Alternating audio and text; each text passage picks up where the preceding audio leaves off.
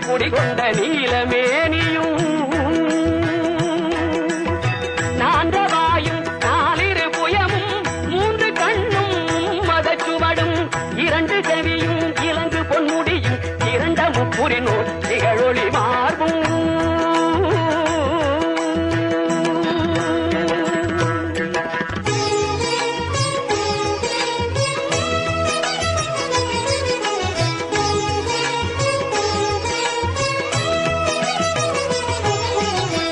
பதம் கடந்த துரியமை